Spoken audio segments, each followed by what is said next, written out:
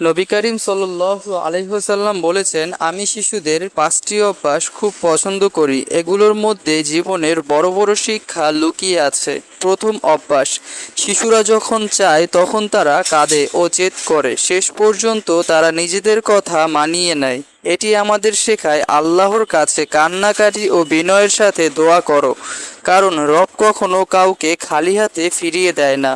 দ্বিতীয় অভ্যাস, তারা মাটি দিয়ে খেলা করে যেন আমাদের বোঝাতে চায় অহংকার, সম্পদ, ক্ষমতা সবকিছুই একদিন এই মাটিতে মিশে যাবে। তৃতীয় অভ্যাস, তারা ঝগড়া করে কিন্তু কিছুক্ষণ পরেই আবার মীমাংসা করে নেয়। এটাই আসল ঈমান, হৃদয় পরিষ্কার রাখা এবং ঘৃণা পোষণ না করা। চতুর্থ অভ্যাস, তারা একসাথে খায় এবং অন্যদেরও খাওয়ায়। তাদের মধ্যে কিছু জমা করে রাখার লোভ থাকে না। আমরাও যদি তা শিখতে পারতাম, ভাগাভাগি করে খেলে কখনো রিজিক কমে যায় না।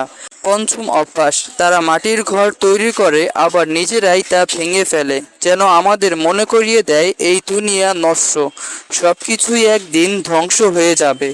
সবশেষে নবী সাল্লাল্লাহু আলাইহি ওয়াসাল্লাম বলেছেন, যে ব্যক্তি আমার এই বাণী শুনল এবং অন্যের কাছে পৌঁছে দিল, কিয়ামতের দিন তার জন্য আমার সুপারিশ ওয়াজিব হয়ে যাবে।